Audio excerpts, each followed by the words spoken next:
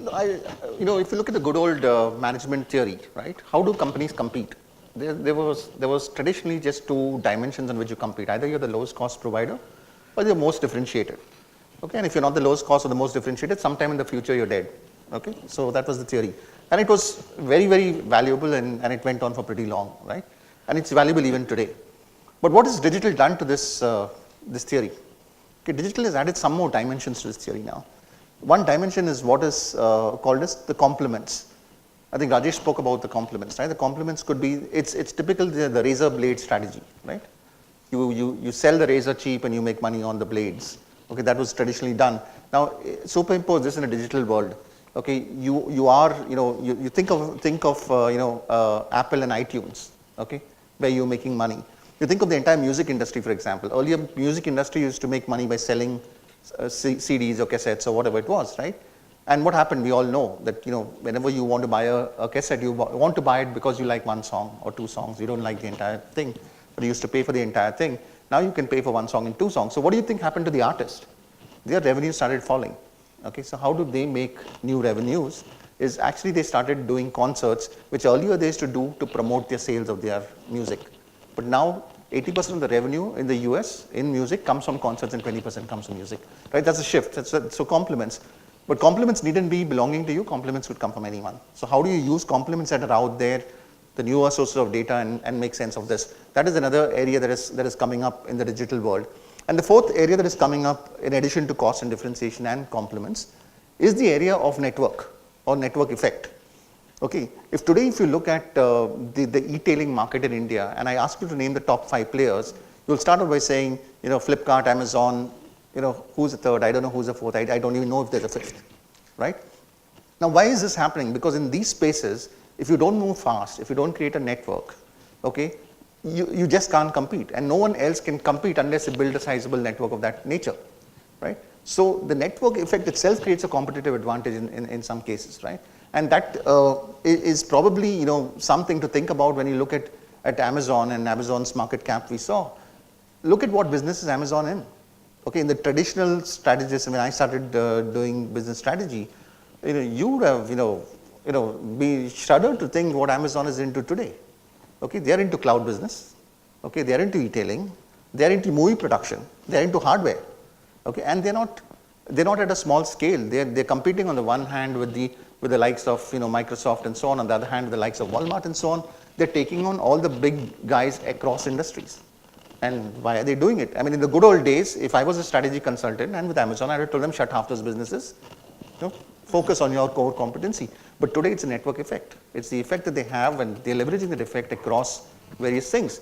So that's another area that is coming out. So digital has changed the way companies need to think of their strategy also, which is something that we are seeing when we talk about platform businesses again, and we're talking to companies in non-sexy industries like construction and cement.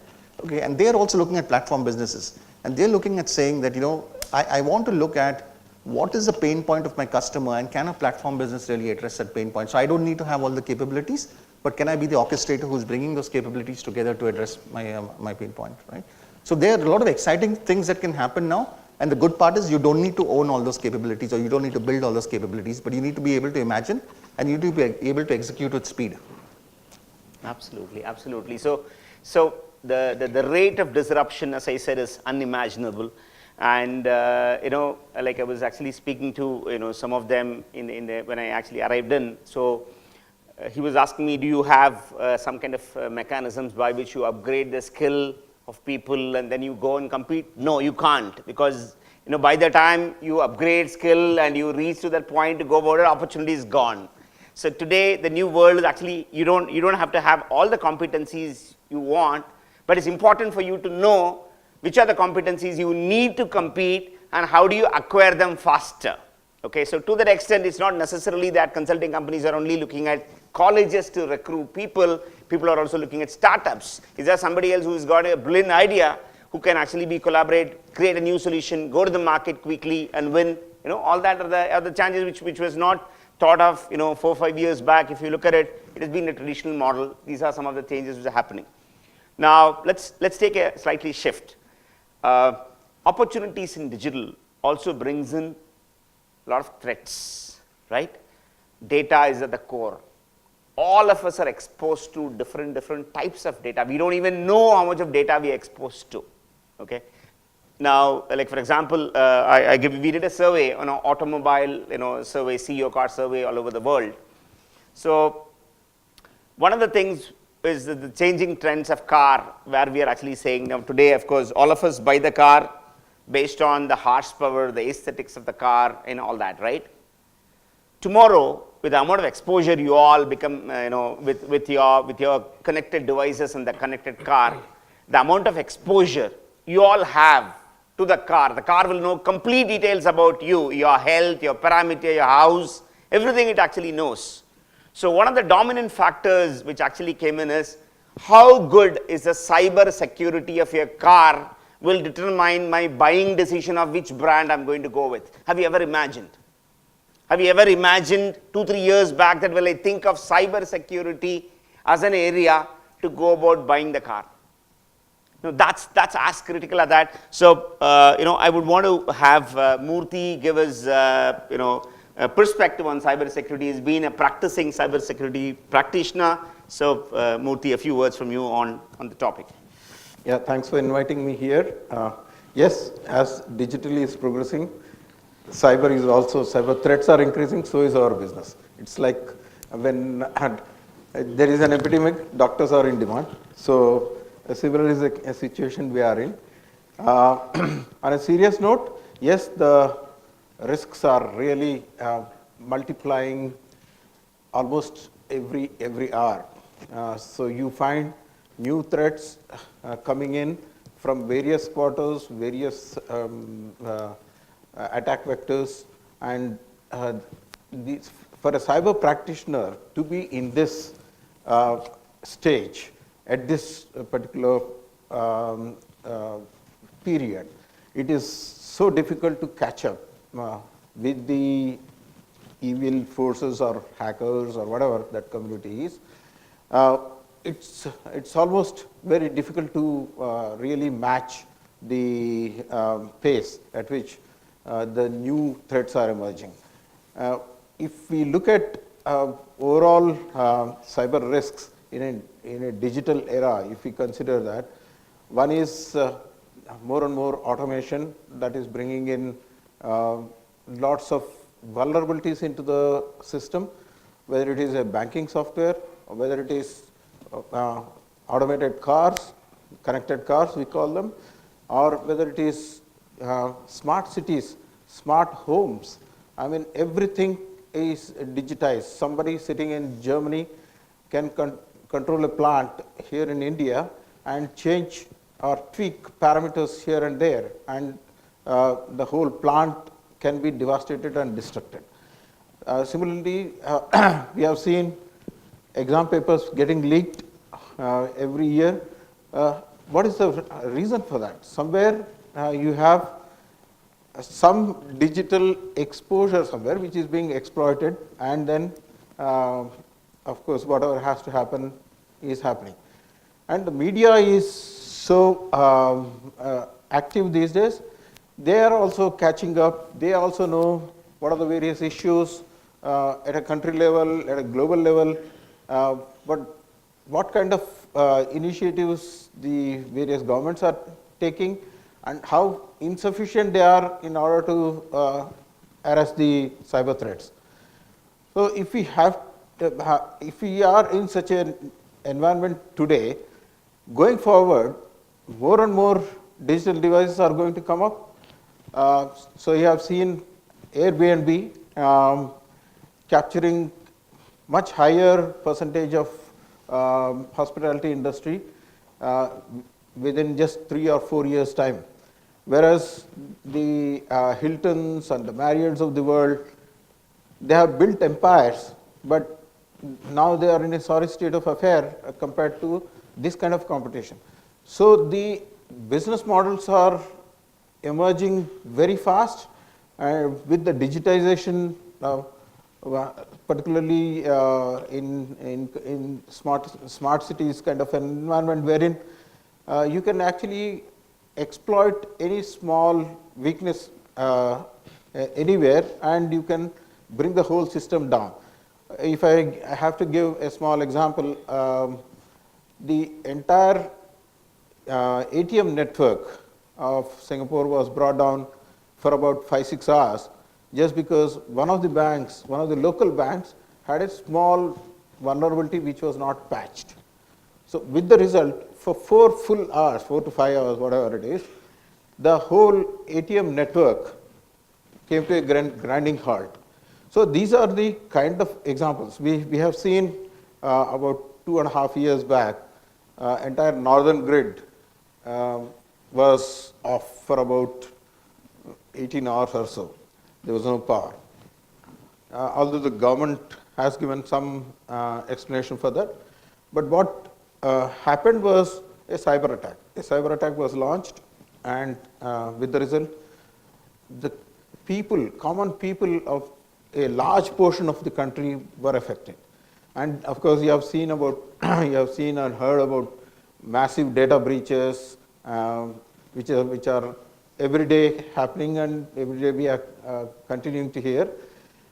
So what all this means? Is this a world where digitization will lead to all kinds of cyber threats, and we are not in a comfortable position?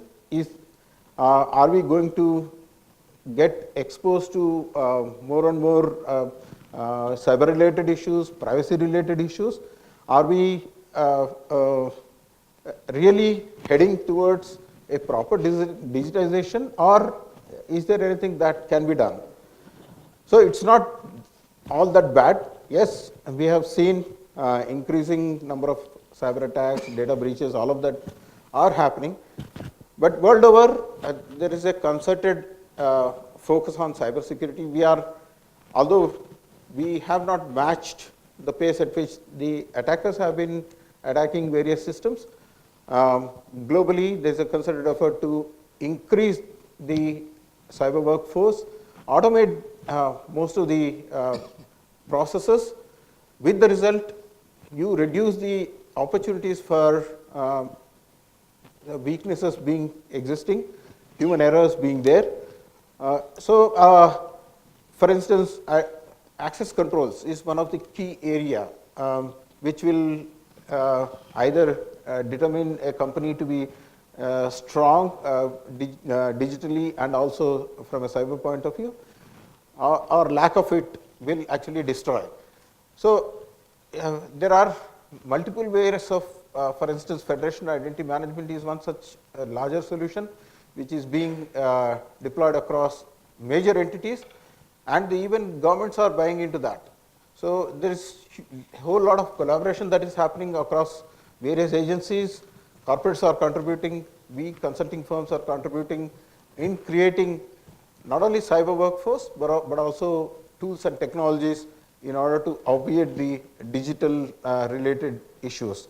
So there is no going back. Digital era will continue to progress. So is the cyber workforce, which has to march. Excellent, excellent. In fact, just to add to it, it's also our children, I mean, who are all in school are also exposed to mobiles and other things. Education need to be done at that. In fact, some of the consulting firms have gone to schools to educate them, as of course as a part of a social cause, but the threat is real. It can come through any kind of a direction. Yeah, even that education, it cannot be something traditional. It has to be innovative, in the form of games, in the form of various initiatives. In day-to-day, every day someone has to learn cyber. It's not the business of a particular unit within the organization. It is a responsibility of everyone, right from the board member till the last employee who is there in the organization. Yeah, because anyone can expose you to it. I mean, as he said, one of the banks, traditional banks, could actually make the ATM network down. It's not only you, it's not only few people, it's all. There's no other choice, I mean, to look at it. Thanks, Murthy, that was very good. Sir, you've been also interacting with a lot of clients in terms of in the transformations going on. Maybe one question to you is, what do you think is a kind of organization structures which the clients are actually looking for or changing when they are going into digital or digital transformation? Throw some light on your conversations, yeah. Traditionally, we have seen hierarchical structures in the past. Because there are lots of hierarchies, and there would be the CEO, and then the deputy CEO, vice presidents, so on and so forth. Many, many layers. Yeah. Companies have realized that in the digital era, perhaps having so many layers in the hierarchy is not useful. So many of them are actually trying to flatten the organization. Because they believe if they flatten the organization, then the organization will become more agile, and there'll be faster flow of information both ways. So that's one trend that one is seeing. But I want to also say, when I'm saying this, that it's not true that merely if you flatten the organization, it would improve your closeness to the customer and improve the flow of information up and down. The reason is that this is, of course, we believe this is true, but the real reason is that it has to be a mindset change. Whether we flatten the organization a lot or don't do it so much, the question is, as an organization, what kind of mindset we have? Is the flow of information, is the flow of instructions unidirectional, coming from the top to the bottom, or is it multidirectional? It should go both ways. For an organization to be agile, for it to be successful in the digital era, flow of information has to go on both sides, because no longer can we say that wisdom and knowledge lies only at the top. Increasingly, I think it's the bottom which has a lot more information, because they are the ones who interact with the customers. Okay, and if we say customer is the boss, customer is king, then the people who interact with the customers perhaps will have better information, and that needs to go up as well for decisions to be made on how the organization needs to run. So that's a change. So are enough conversations happening both ways? Is a question that organizations need to ask. I think we still are a long way to go there, because India as a society is very hierarchical. Okay, so the gap between different levels is pretty steep. And to have that mindset change where you accept that someone who is just a manager, I'm sorry to use the word just out here, but just to make the point, can tell the CEO what the CEO should do. And it's very difficult for a CEO to digest that and accept it. But that's the mindset change that I'm thinking is important to happen. The curiosity among the people should be enhanced. So if you're looking at organization structures, it's not just about job descriptions. Because we realize that there are no silos any longer. There are no single function departments. It's all about working together, because what one department does impacts the other and the third and so on and so forth. So the curiosity to understand what is happening in the other departments, so to say, if you still have departmental structures, is important. So are we able to create that kind of curiosity is important too. We also need to move away from the command and control structure. Because that's what I say it and you do it. Okay? So it's not for you to question why, it's for you to do and die. That's the kind of a thing. But that's wrong, because again, that's not the way things would work in the future. Okay? So the command and control mechanism would have to be changed. We should learn not to micromanage. We must empower people, give them the direction. It's very important for the top to give direction. And then let everybody else take the necessary steps, which takes the organization in that direction, but the steps would be different. You cannot micromanage what steps people are going to take, because the moment you try to do that, you kill creativity, you kill innovation, okay, you kill curiosity, and that is not going to be helpful. So setting the direction is important, but at the same time, it's important also to have mechanisms of control. Though I said command and control is not good, mechanism of control not to control the individual, but to control that the steps that are being taken in the direction that has been set by the organization. Who sets the direction? It's not set by the top. The direction is something which the organization believes in, and it's something which comes out together. Okay? And that's important, where you actually use the power of the knowledge of the larger, wider organization, and not just a few people in the organization. We need to also understand that the customer is the boss. So there is no CEO except the customer. Today, that's the reality. We need to understand that, and we therefore need to obviously be able to satisfy that boss, satisfy the customer. But we have to also make profits.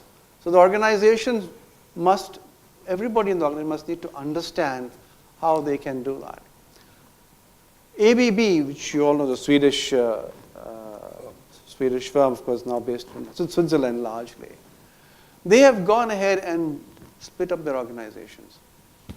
They have today more than 2,300 small companies, because they're saying it's impossible for an organization like ours, which is worldwide global, to really manage, the organization in a very hierarchical fashion. Except the infrastructure. Yeah, so they split it up, 2,300 companies. And within the 2,300 companies, they have an overall of 4,500 profit centers. And in no company, they have more than 200 employees. What they're trying to say is that people who are at the ground level should know what they should do. What the top bosses do sitting in Switzerland is just giving directions. And this is what we want to see ourselves evolve or emerge or morph into over a period of time. That's all. And then they leave it to the companies. Of course, they monitor how the companies are performing, because that monitoring is important. So they can give nudging to see how they can get the corrective action done as required to do so. So that's the kind of change that I'm hoping to see. I know it's a big ask given the way the Indian companies operate, but maybe that's the way we would perhaps see the organization of the future. Sure. Great.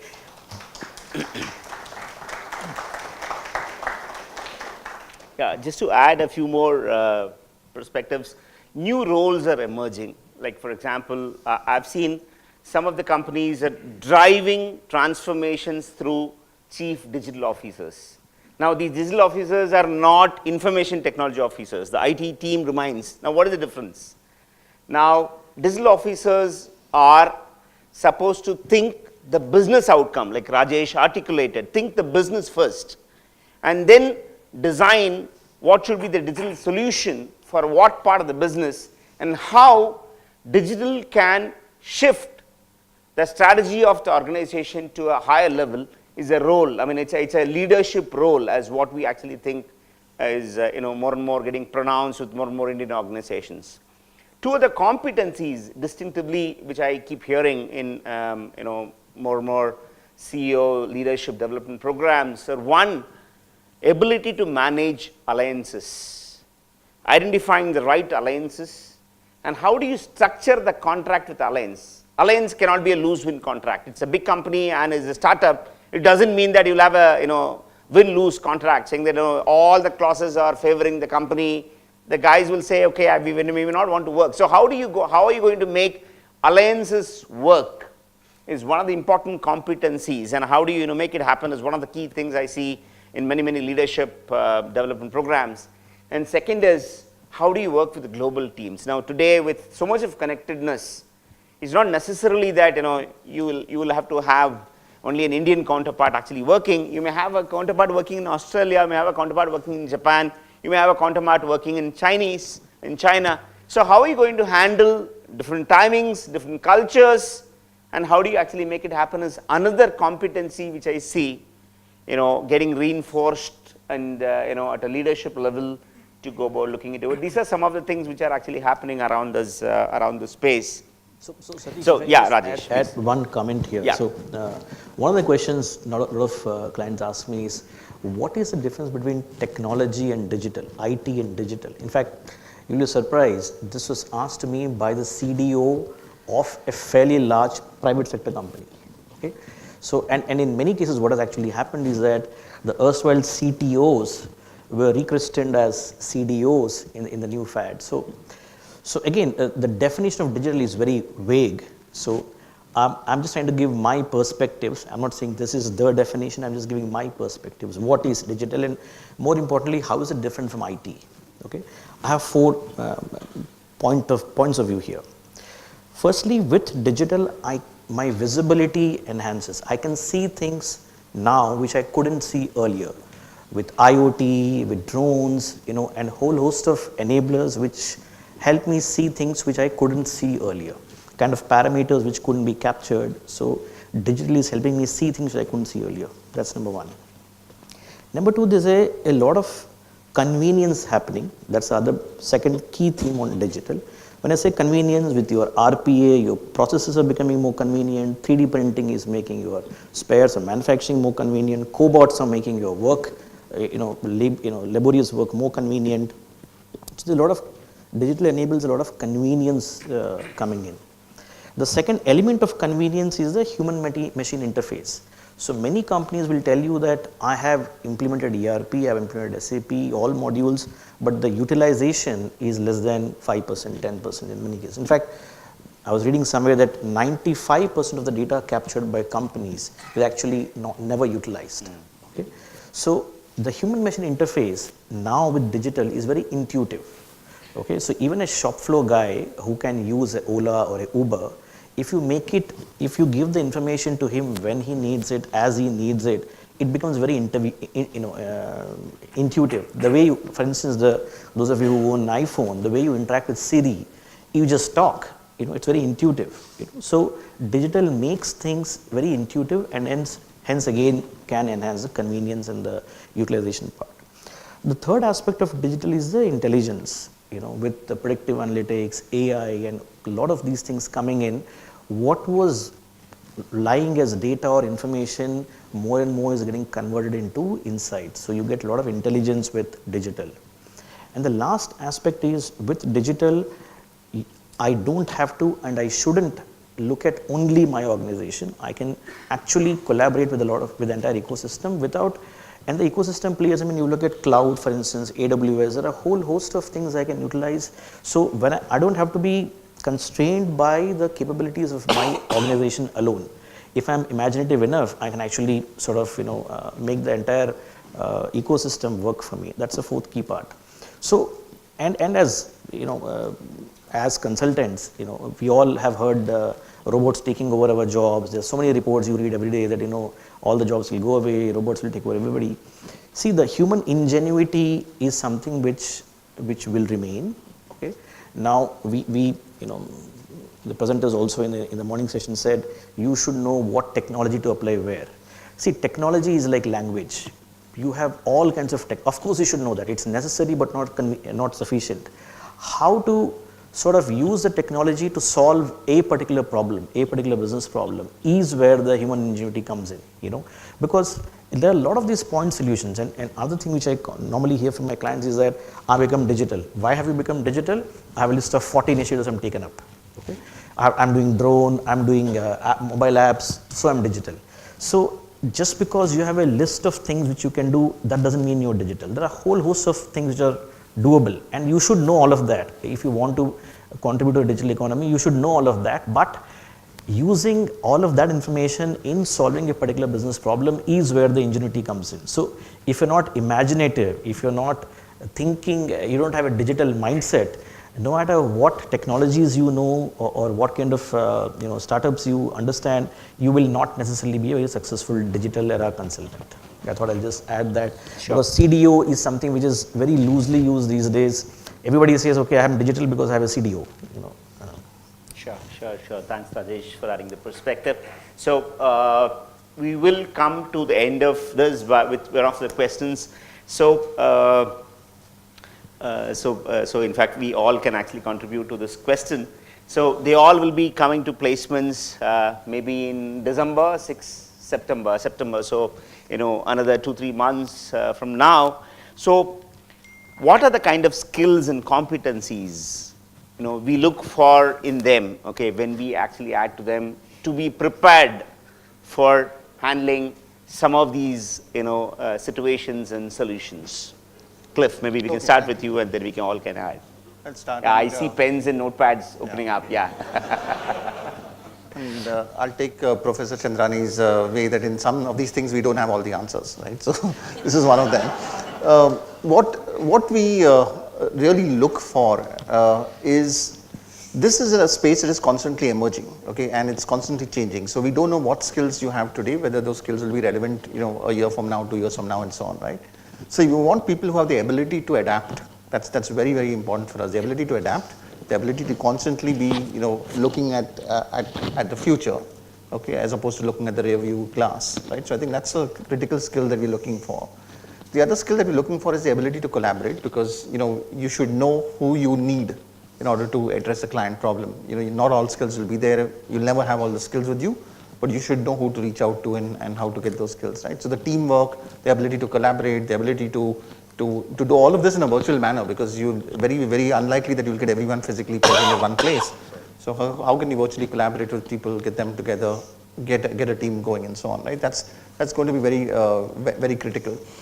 I think the other thing that's also very important for us when we look at people who come and join us is the look at experience. This is a world of experience, okay? No two ways about it. And look at experience, put the client at the center of whatever you're doing, take a human-centered approach to whatever you're doing. Most cases you won't go wrong, right? So your ability to do that, to look at experience, to put the human at the center of things, I think that's another thing that we're looking for. Yeah. Thank you, Cliff. So, Rajesh, your perspective on this? I think maybe some of what I'll be saying will be a bit of a repetition, but firstly, I may not be coming to your campus, so what I'm saying may not be fully relevant to the guy who's actually taking the interview. But in general, I would say that, firstly, you should be a good business consultant for sure. I mean, don't try to get too much into, get technology understanding for sure. You need to understand the use cases, you need to understand art of the possible, who's doing what. Definitely important, but not at the cost of not being a good business consultant, because without that, as I said, that doesn't work. The other key point is, I think, from a qualitative perspective, collaboration, being innovative, those are definitely important in any consulting environment, more so in the digital era. Lastly, I think I would say have someone who has an open mind, to be able to learn. And one of the things which you hear now is that there are so many generalizations we make. Any digital conversation doesn't go without Airbnb and Uber. It's like it becomes a little cliched. If someone comes and talks to me Airbnb, Uber, I'll say, boss, I've heard it 100 times. Okay, if you're really interested in digital, what is the effort you put in understanding more specific use cases? Who's doing what, or what is the possibility? What are the art of the possible? You should be able to sort of get some of that. And thanks to again the digital era, if you just go to YouTube and sort of put the right keywords, there's a whole host of information there. You can get anything that you want. And in India, you can download videos. If you don't have good connectivity, watch them, but get your digital awareness levels to a much higher level than just talking Uber and Airbnb, is what I would say. Excellent. Thanks, Rajesh. So, Murthy, from your perspective? Yeah, be agile. Many of your engineers, be agile. Try learning things as always. So learning is something that has to be constant. So when you learn, you adapt yourself to newer technologies, whichever way they may emerge. And if we look at currently, what are the areas where you have maximum demand? Analytics is definitely one. Robotics, process automation is another. Cyber, of course, is one. And blockchain technology. So these are some of the technological advances which are platforms which are there. So DevOps, if someone is interested in application development, DevOps is something that is attracting DevOps related security also is something that is very prevalent. But key is, what today is in demand may not be in demand tomorrow. Key is to learn, be agile, and be always open and collaborate, as he has said, be collaborative with others. So because even technology itself is not something which can work in isolation. You need to collaborate with various functions and also between different technologies. And we need to be looking forward to be global. I mean, there are many things available at many places. So our outlook and reach should be global, and learning is possible only if we are open and if we are agile to the environment. Thank you, Murthy. So my few points and my 2 cents. Typically in consulting, okay, in the past and now, the rate of disruption, as we have been actually talking about, is very, very fast. The number of unique proposals we are actually building, or in fact, every proposal or every situation seems to be unique. Okay, you don't have anything to refer to in the past. You don't have any past proposal by which we can actually work something, because the situation is completely unique. So one of the traits I personally look for in whoever I hire in my team is the person comfortable with uncomfortable? Okay, which means situation is going to be completely different every time, okay, on a client situation. Are you accepting that, or are you a person who will always want a bit of things which are stereotypic and I'm able to predict? No, that's not the skill. You need to be comfortable with uncomfortable. You need to say that life is going to be like this. How do I survive in this? How do I adapt myself much better to survive in this? Is one trait which personally I do look for and find this in certain questions. Second is thinking at the feet. Okay, you have something which is happening. What is that you can actually do? I mean, it's not that you have planned. Many times in consulting, obviously, you may not get chance to plan. Some things may happen which you have not even predicted. What are you thinking at that point of time and doing it? I mean, are you adding to his point, are you agile there in that situation to respond? Is one of the traits which specifically, you look for. I mean, you're given a completely different situation which you have not predicted. How are you responding? Okay, are you stuck saying that, I have not done it, so I don't know what to do? Or, yes, I may not know the best solution, but to the best of my knowledge, this is what I would actually do in the situation to come out. Is a very, very important trait we look for. From a specific skill set perspective, yes, I mean, I add to all who've said, apart from your operations, supply chain, or other functional skills, it's important for you to equip yourself with the both information technology and the operation technology skills. Okay, familiarity. Okay, we're not saying you become an expert in each one of them, but you need to be familiar. Going forward, that's a need of the hour. As I said, business models no more want only process consultants. People want process consultants with a familiarity with IT and OT systems. Okay, is very, very important to look at. And of course, to add to it, I think it's important for you also to learn tools of analytics. Okay, one is doing the analytics itself, and also visualization tools. Okay, how it is actually done is one more thing which I think all the consultants now today added to the team should know as a part of that. So because you all will be using it as we actually move along. So these are the few cents from my side. So we end the panel at this, with this kind of a discussion. Now, of course, we are open to questions. Address the person and ask a question. And maybe we can take two, 3 questions. Thank you, panelists, for the insightful discussion. We now open the session for questions from the audience. I request the audience to raise their hands, and we shall bring the microphone to you. Please keep the questions brief. And you may direct them at the entire panel or a particular panelist. We would request Harsh and Rahil to kindly help the audience with microphones. And there is no guarantee that we'll answer all the questions. Hi, Yeah. I have a question for Mr. Rajesh. You talked about human ingenuity, and but I have a question related to the AI, the advent of AI. Though, what do you think the sustainability of human ingenuity is going to last with so much of AI? We talked about Facebook AI becoming, and there was some problems over there. And if other companies start bringing out a lot of all these things of AI, would you say that it will exist for a longer time, say 20 years from now or 10 years from now? You're saying, will AI exist? No, the human ingenuity The will human be ingenuity will it relevant. exist? Okay, good question. So, I don't know how many of you have seen, there's this a video called Do You Trust Your Computer? Okay. So it's promoted by Elon Musk, so you must watch it. So basically, it's a doomsday kind of prediction saying machines are eventually going to take over. Terminator 3 is going to be a reality. So, without being frivolous about it, see, AI is best. It works best in a rule-based, predictive kind of an environment. If it's a rule-based thing, like people were amazed that AI could crack Go, the game Go. I mean, of course, chess was cracked long back. But it's again based on rules. If it's a rule-based environment, AI will crack it.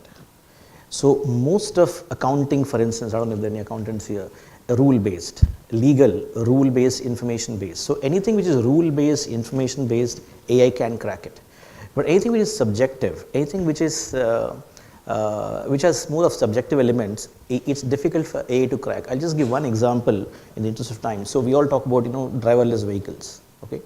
So yes, of course, driving is largely rule-based, but there are those subjective calls.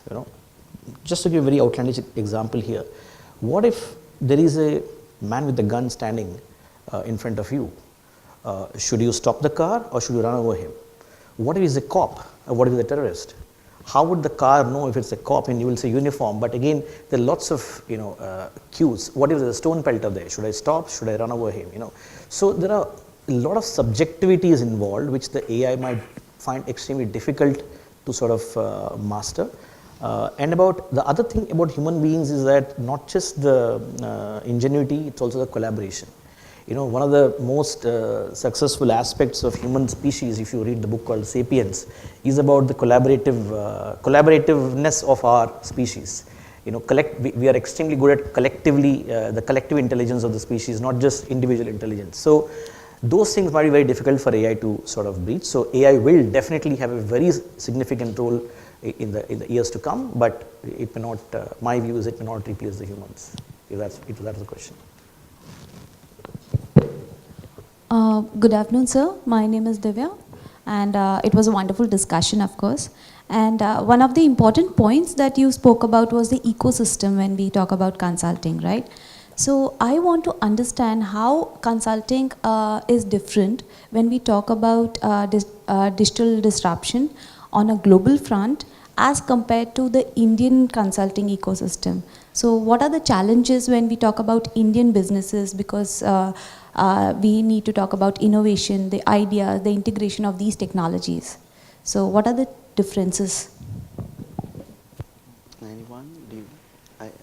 I didn't get your question. The differences between Indian companies and global? What are you asking? See, I think the problems are similar between Indian and global questions. So, when we talk to our partners from the consulting partners from Deloitte globally, for instance, the kind of questions they are being asked from their clients are similar to the kind of questions our clients are asking as well. Okay. The second point about ecosystem, when I say ecosystem, I need not be limited to the Indian ecosystem. I can tap into the global ecosystem of the vendors. Now, we talked about art of the possible. Now, art of the possible is being stretched in all directions by all kinds of people. There are startups which are stretching the art of the possible. The biggies like Amazon, Google, they are stretching the art of the possible. Many clients themselves are changing the art of the possible because they have tried to combine different technologies to create something very unique. So, the art of the possible is getting stretched in all directions. So, the ecosystem, leveraging the ecosystem, it need not be local, it can be global. Of course, there are those specific cost considerations, time considerations where you need to look at the domestic ecosystem, and maybe to that extent, some of the technologies like AR, VR may not be that well evolved in India, but they may be very well evolved globally. So to that extent, if it's a cost, if there's a significant cost consideration, then maybe you'll look at a local ecosystem. But the rate of change is so fast that even the startup ecosystem is learning from global players, and they're all moving fairly fast. So I won't necessarily look at it as India versus globe. I would say the challenges are similar, and the global ecosystem is available to all of us in India as well. Yeah. I think Rajesh, you started off by saying that India is not far behind as far as digital goes. India has certain advantages which many countries don't have. When you look at the India stack, for example, we have a phenomenal base, okay, because right now, whether it is Aadhaar, whether it is DigiLockers, whether it is UPI and so on, Okay, you can do a lot of stuff in India which you cannot do in many other countries. So we are actually getting ahead of the game in digital. Yeah. Yeah, and also if you look at the business model similarities in this digital era, it's similar. I mean, as we actually spoke about, be it an Indian company or a global company, the models and the configuration is same. The companies cannot deliver by themselves. They need an ecosystem. Like for example, for you to twine a digital solution, you will have you need to architect the solution, you need to find who will supply hardware to you, you need to find who will get the sensor, you need to actually have a data analytics service provider to sit on it. So the key competency for an Indian or a global company is ability to identify how do I architect my solution, who are all the players who need to help in architecting the solution, and are you going to the client with a comprehensive solution provision. You can gone are the days where you say I will only do this, you get find the people. That's the same is a problem for India or global firms. In fact, this is as he actually said, we have an advantage now. In a way, we have progressed because now we see global also parallelly on the same side, solving the same set of problems or facing the same set of difficulties. Okay, the question is slightly different. I think how consulting is going to be different in current digital era. If that is the question, if I understood. So it's about solving unknown unknowns. So consulting in this era is completely understanding in an innovative way, looking at the problems from a different perspective, bringing in various tools and technologies like artificial intelligence with some natural intelligence added to that, and then providing the consulting, leveraging the global ecosystem, not only India or any other specific country. I think that's how I understood. And absolutely, and also boundaries are blurred. Yeah, If no you look boundaries. at most of the engagements today across the firms, it's a global team which is working. You may have the core from India, you may have an Australian working, you may have a Japanese working.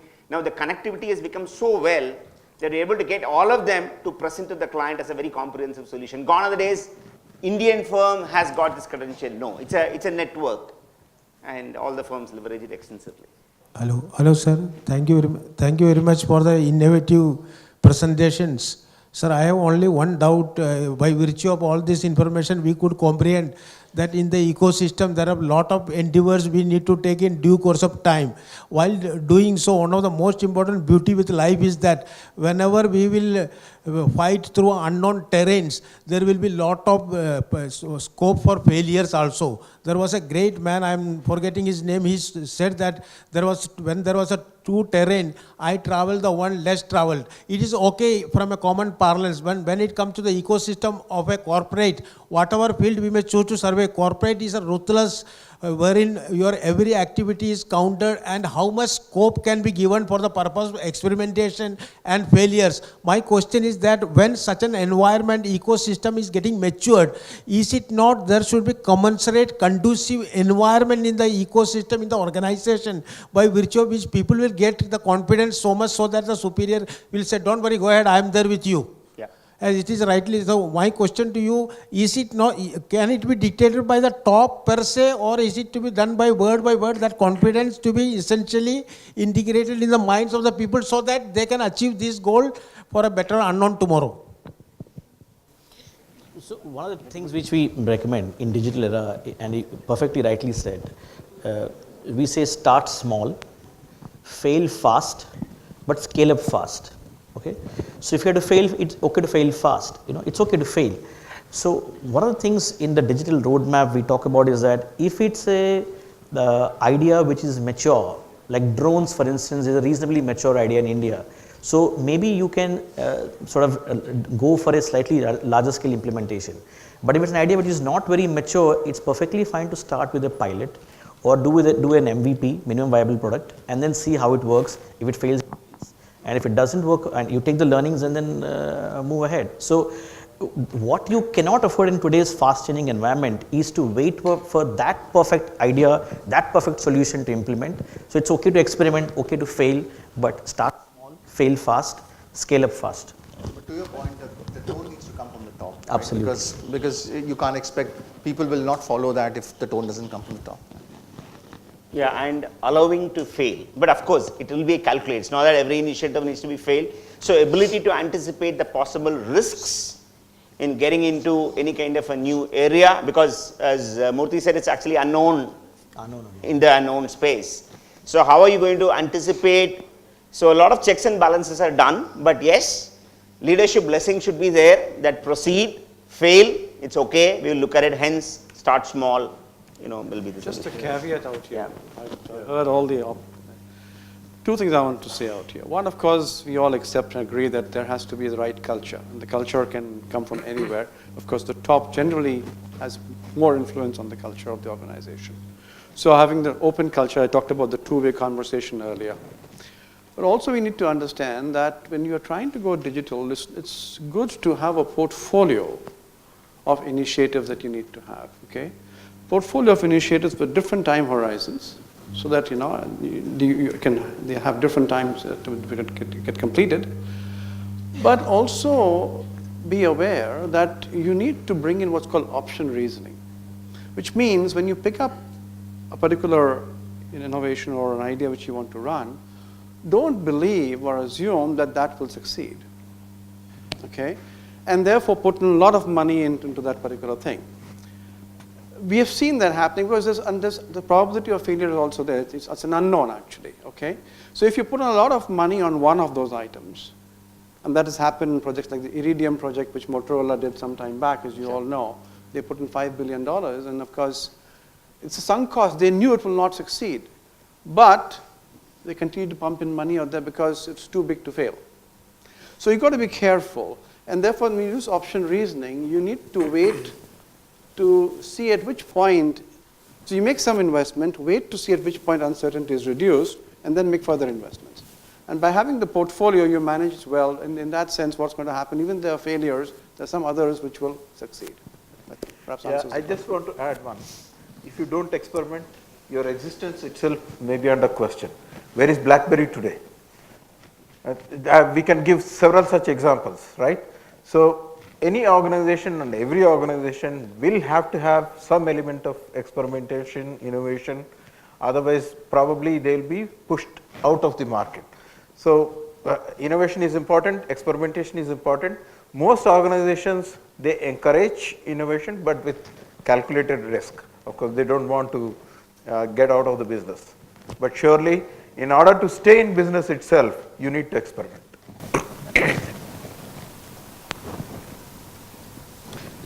Myself, Professor Amol Roy, question for Mr. Murthy. Yep. The security and risk management have become a matter of great concern for all companies. Sometimes a breach may lead to, or failures may lead to disasters also. So now, what consultancy companies are doing for providing value-added services to the customers? Are they, like in PwC, are you preparing or making standard risk management packages for sector-wise and trying to customize? How are you meeting the challenges? Okay, so for every industries, we have a proper strategy and cyber security roadmap for each of the industries. But what we insist is very clear awareness. For instance, if you are signing a paper agreement, you read it 2 times, 3 times before signing. Whereas if it is a digital document, simply accept. We don't even look at, we directly go to the accept place, even if it is, even if you have to scroll 20 pages. So that is the mindset. The mindset has to be that each one of us are responsible for cyber security, irrespective of the industry. It could be energy utilities, it could be banking, it could be retail or any other industry. And our initiatives and our focus largely are, one, educating the people, bringing in the right technologies and processes, getting the right governance mechanism in place, bringing in policies which are dynamic in nature, and finally managing, monitoring on an ongoing basis. Unless you monitor your operations very closely, there is always possibility for some breach happening. Small things like patching on time will go a long way in ensuring security for the ecosystem as well as for individual applications. So overall, we have to have proper policies in place, supported by tools and technologies, and very close monitoring and operations with right education. So that's what we focus. In the interest of time, we would now be taking one last question and request the audience to kindly keep it brief. Yeah, good afternoon. I'm Alok. I'm from the PGPM 710 batch. So just to bring in the people aspect of the going digital, the question is to the entire panel, because everybody talked about people aspect of the change. So as consultants, when client comes to us and says that they are going on a transformation journey, mostly it's sometimes a ERP implementation, or they are doing some outsourcing, business outsourcing. So what we can bring in as consultants so that the journey for the people in that organization is also as smooth as the digital aspect of that. So, I mean, nowadays things have changed. So in the good old days, you used to implement a package, used to create a training module, and used to then, have a super user or whatever who used to get trained, and then that used to be the change champion that goes around in the organizations. I think things have changed now. A lot of organizations are looking at how do you create an experience for different users. So you're taking the day in the life of a particular person, creating a journey around that, and training them as per that need. Again, the training is also getting very intuitive. In fact, we have used artificial intelligence to personalize the training for every individual. And this I'm talking internal to the organization, but this is something that can be used. And the training is also no longer it's about a 4-hour training or a 3-hour training or whatever. The training is in snippets of 20 minutes. So I have a 20-minute thing. I can get trained. I can say now I'm gone from level 1 to level 1.1. The next training I can do whenever I have the next 20 minutes. Right? So there are a lot of new things coming in. Digital is impacting the way people are also getting trained. And of course, with the experience being there, you don't need to really train people. I mean, I don't know when is the last time I've seen a manual come along with any of the gadgets that I buy now. Because people realize that, it should be intuitive. You shouldn't need a manual. And worst case scenario, if you need a manual, you go online and pick it up. Right? I think that's the same analogy that is being used in organizations today. In the interest of time, I think we will close the Q&A session for our panelists. Thank you, audience, for your enthusiastic participation. On behalf of SPJIMR family, we extend our heartfelt thanks to all the panelists for taking out time to grace this event with their presence and for interacting with all students. This discussion has certainly helped draw meaningful insights on the agenda of this conclave, which is consulting opportunities in the digital era. We look forward to your visit again, sir. And we also hope you enjoyed interacting with our students. We would like to take this opportunity on behalf of SPJIMR and request Krishna Koli Das and Sahil Sarbhai to kindly present our panelists with a token of gratitude.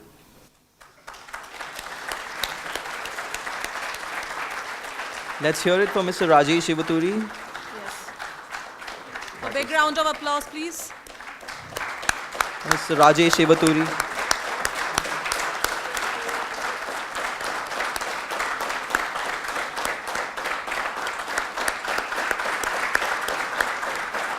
Mr. Clifford Petrao. Mr. Clifford Petrao.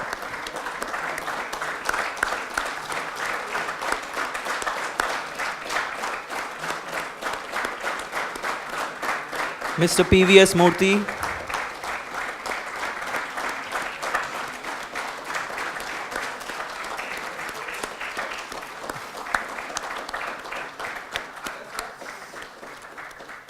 Keep it going, guys. Keep it going, please. Our alumnus, Mr. S. Satish.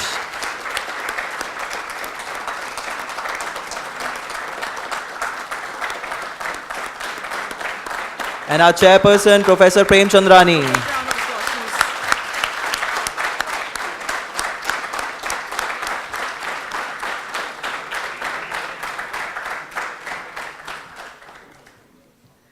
Putting together an event of this nature is not an easy task.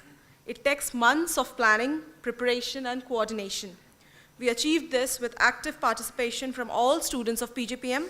So first of all, a big round of applause for PGPM class of 2018.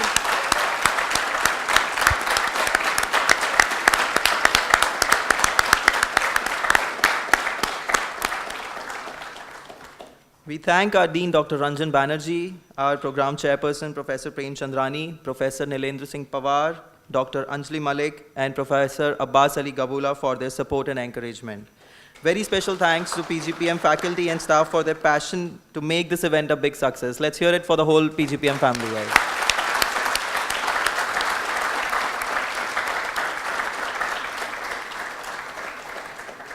Student-led committees are what drive all activities and events at SPJIMR. Committees help our participants understand how to influence without power, which is a critical component of teamwork and management. Team Samavesh is composed of members from all PGPM committees. A big round of applause for Team Samavesh. Thank you, everyone. And last but not the least, the core team of the Consulting Conclave, Ritayan, Dheeraj, Debashan, Rahil, Kunal, Rishi, Pramod, Gitika, Shishendu. Take a bow.